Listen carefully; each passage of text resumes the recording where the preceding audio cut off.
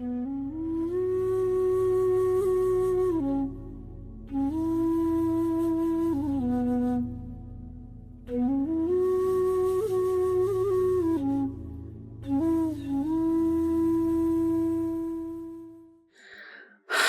afraid I won't be able to unequip my armor. Okay, plug in your keyboard, bro. Hey guys, bit of a long post. And I'm on mobile. Okay. I recently have gone through a completely unanticipated breakup with the first girl I think I've ever truly loved. In her entirety and as unselfishly as I think I can. Okay, so you unselfishly loved her. All right, got it. I don't know how many details are necessary, but essentially she blindsided me 2 years into a relationship with which I thought the future was bright and clear. I was looking at rings the week before and essentially told me she needed time to be single and focus on God. Okay. My concern isn't with her reasons. I'll admit I'm very frustrated and don't entirely understand what she needs, but I respect her decision and believe that she needs us to be apart, although her behavior since the breakup has been somewhat confusing. My concern is that I'm not sure that I'll ever be able to trust someone the way I trusted her again. I grew up in a household with a narcissistic mother who constantly told my twin and I how much she hated us and dreaded us coming home to us every day until we were 18 and went our separate ways. There's something in Dr. K's guides about this scenario too. Okay. We're not going to play that video, but we'll just talk about this. This obviously led to severe relationship issues with which I've been a serial dater, always looking for affection that I didn't grow up with. And I feel like a certain void is filled during relationships. Contested with severe security issues, which has at worst led me to being overpossessive and at best led me to keep my relationships at arm's length and not to let them get too close. I will give myself credit and say that I've come a long way in this regard. Okay, we'll get to that. It wasn't until this past relationship that I felt completely at ease in the relationship and 100% trusted the other person. She was also honest with me and I with her, and I felt like we grew so well together and built an amazing foundation for a future together. Never in my mind did I think that breaking up would have been an option for us. With that trust and perspective being absolutely shattered, I feel I've reverted back to a completely apathetic person. Nothing has purpose to me anymore, and the idea of speaking or seeing anyone that isn't her just sounds gut-wrenching. To borrow a term from Dr. K used in his conversation with Destiny, I feel like I was wearing emotional armor with her. I was wearing emotional armor when her and I met, and she helped me take it off. And now I feel as if it's stuck, and I'm not sure how to take it off on my own. Thank you. Great post. Okay. So let's talk about this. A couple of different dimensions. First of all, huge props, not only for posting, but like this person has obviously come a long way, right? Like, and I love it. I love so much about this post. I mean, I know that this person is struggling a lot right now, but I can't help but appreciate a lot of the growth that this person has gone through. So like, first of all, they recognize so much about themselves. And if there's one thing that makes me like optimistic about your future, it's awareness. Awareness precedes control in all things. It's a fundamental yogic principle, which if you don't understand, you just have to think about the last time you had dental work done and you got numbed up, right? Like when you're numbed up, you can't feel anything like that, you can't control anything. So you have to be aware of something before you can change it, okay? So this person grew up with narcissistic parents. And it took a lot of work for them to be able, they started to enter into unhealthy relationship patterns where either they were like overly callous or like other things, right? So what did they say? So because they grew up in a narcissistic household, you know, they became a serial dater first, always looking for affection that I didn't grow up with. And they were filling a void from their like upbringing through like romantic relationships, which was unhealthy. And then they kind of potentially grew out of that, or at the same time navigated being like overly possessive or overly callous. So this is like very, very, it's a very insightful like understanding of their situation. So when we grow up with people and we sort of have a void of emotion, like emotional love from parents or other figures, we try to like solve that in our romantic relationships. And then these relationships tend to do poorly because We're trying to fix something from the past with a different person in our current relationship, and that just doesn't work out. So you become a serial dater, you become overly possessive or overly callous, really actually common pattern. Then they meet someone. They fall in love. They're able to be vulnerable. They're able to like connect with them. They're able to take down their emotional armor, right? And that makes a lot of sense because over time, when you grow up in a narcissistic household, you build up defenses to keep yourself from getting hurt. And now this person is like, I let down my defenses and this person broke up with me. And now I feel like I can never take off my armor again. So let me say this. The first thing is that when we go through a stressful and traumatic experience, there's a tendency to regress. Okay? So this is like the equivalent of like going back to what you know. It's like, so every now and then, so I'm going to give you guys Dota analogy. Okay? So like I usually play position 5, so I usually play support. And every now and then I'll get it into my mind. It's like, I'm going to play mid or I'm going to play carry and I'm going to show these noobs like, because I just got destroyed by some hero, like some carry in the last game. It's like, I'm going to step outside of my comfort zone and I get punished for it, right? I try something, I step out of my comfort zone, I get punished. What happens in my mind? It's like back to position 5, back to what we know, back to safe ground. Like, let's go back to like what works for us. Like we've tried this for years. It's worked for us. Emotional armor is good, right? Like, let's go back to our emotional armor. That's what we need. So the first thing is that's actually completely okay. Don't worry about it. Like, I know it sounds weird. I know it sounds like, oh my God, I was able to trust this person. I don't think I'll ever be able to trust again. You'll be able to trust again. You just won't be able to trust anytime soon. And it's going to take some time. Okay. But this is how you learn how to take armor off and put armor on. So like you've been wearing it your whole life and it took you a couple of years, but you figured out how to take it off. And then you got hurt. So then you put it back on. You strapped it back on very quickly. And the second time, it'll be easier. And the third time, it'll be easier. And the fourth time, it'll be easier.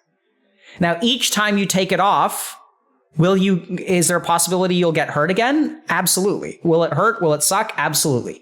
But the skill that we want to teach you is how to take the armor off and on, which you have to practice, right? So if you're worried that you won't be able to love anyone ever again and won't be able to trust anyone ever again, like, I think that's a valid worry, but I don't think that's actually what's going to happen because what your story tells me is that you're someone who probably has really hard problems. Like if you think about growing up with a narcissistic mother and being a serial dater and learning how to take it off the first time, like you've done this before, right? You've completed it once and you'll be able to do it again, but don't rush and don't force yourself, right? So like it hurts. You're feeling that rejection. You're going to protect yourself. Protect yourself.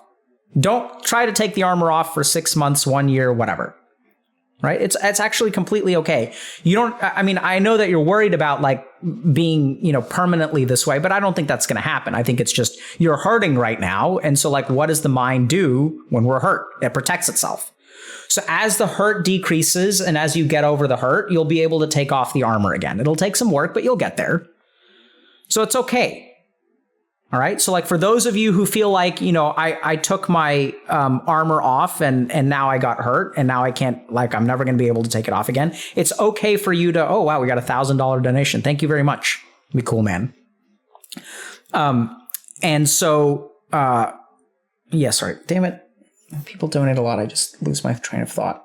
Okay. So you're not gonna stay like stuck forever with armor on. Okay. So just a couple of things. Okay. So the first is that like, I know that this person is feeling like rejected and hurt, but I don't know that this is a betrayal per se, right? So I'd encourage this person to think a little bit about, you can be, really into someone and you guys can be like in a good, healthy relationship. But I think it's important to remember that, people grow over time. It sounds like you were dating this person for 2 years. People grow, they can change, they can sort of evolve as people.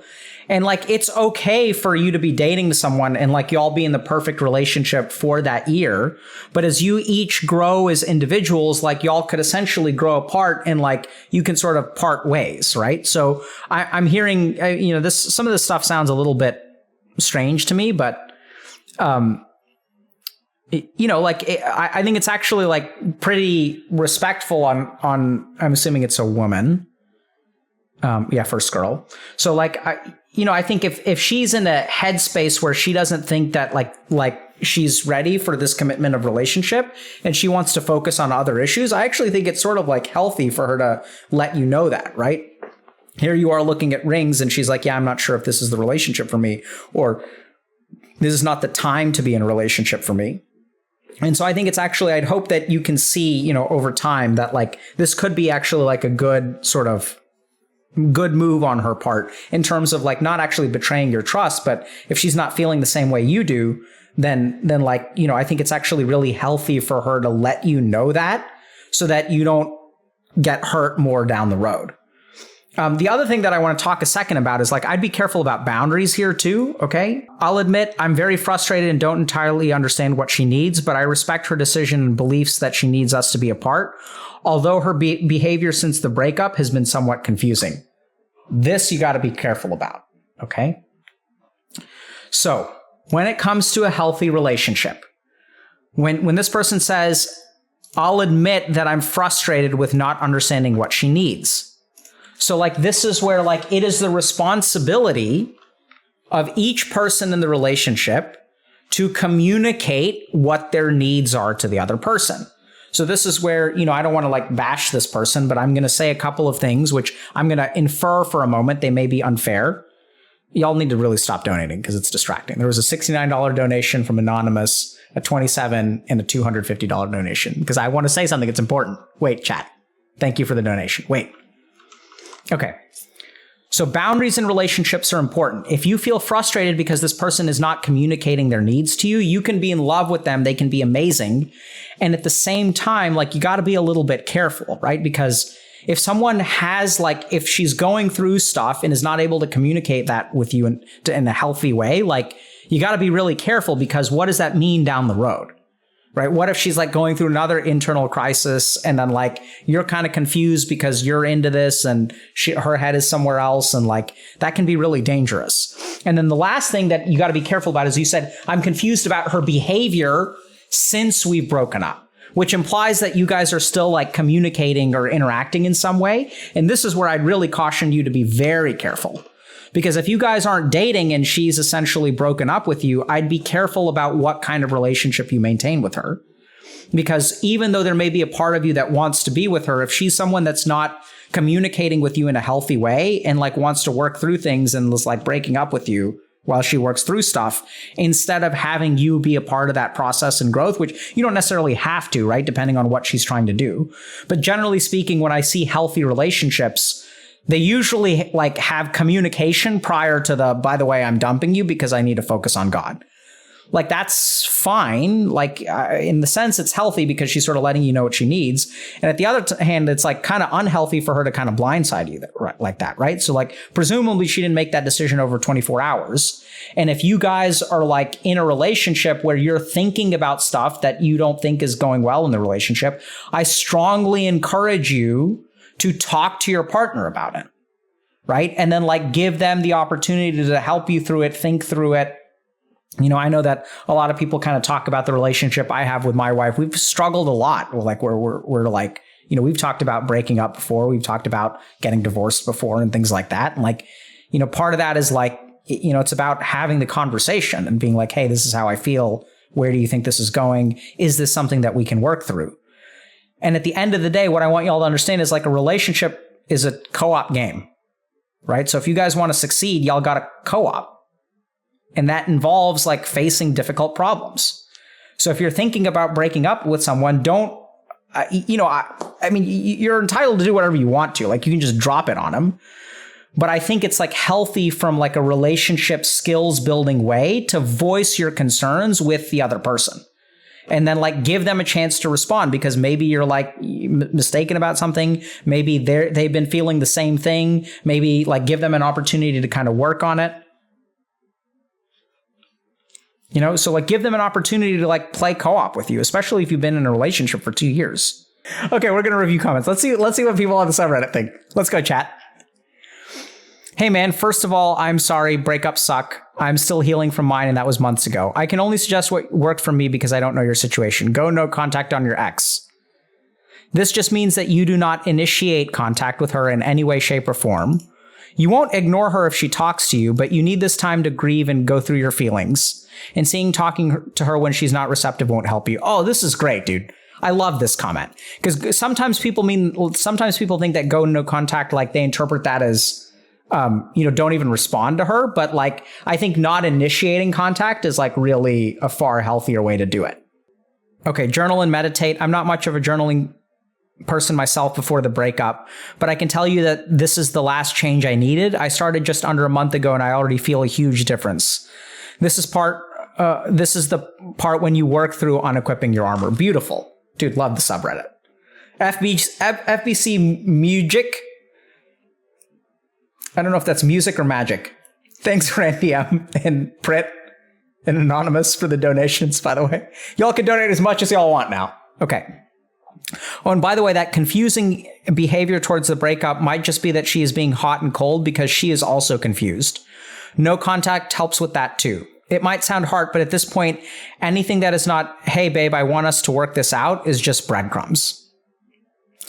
Yeah, so when this person says she is confused, I think that's a good way to put it. And we're going to talk about, I want to make a guide to relationships at some point. And I want y'all to understand that like most human beings are ambivalent about most things. So like very few human beings are 100% towards a particular direction. Most of the time, there are reasons that she wants to be with you, and there are reasons why she doesn't want to be with you. And that's why she's been in a relationship for 2 years. So it's not that she's like 100% towards breaking up. It's like she's probably 51% plus towards breaking up, which means that she may be exhibiting a lot of behavior that feels quote unquote hot and cold, because obviously she's getting something out of the relationship. She cares about you to some degree. And I think this is good advice too, that sort of not cultivating a particular kind of thought where you're thinking about her all the time is actually really important. And that's why no contact actually helps. Okay. So thanks. I appreciate that. I've been no contact since we broke up. She initiated all the contact we've had since then, as I've tried to respect her space so she can get what she needs out of this. Cool. One of the hardest things is it seems like I'm doing everything right post breakup, but I'm not getting better. I typically recover from relationships in a few weeks, but this one just feels different. Yeah, man. First of all, I feel for you. Growing up with narc parents sucks. I don't have any advice for your specific situation, but I will say that many of us who grew up with narc parents have similar core wounding, and issues you describe are very common in children raised in such households. Absolutely true. Specifically, the thing about emotional armor, boundary issues, how to communicate your needs, etc. I found this channel very helpful for advice for people who grew up with narcissistic parents. Interesting. I'm not sure if you've seen it, but there's a video talking with William about healing from CPTSD from narc parents. That's probably pretty helpful. That's a good one. I like that one. Cool. Okay, next. Seriously, everyone, thank you so much for the donations, everybody.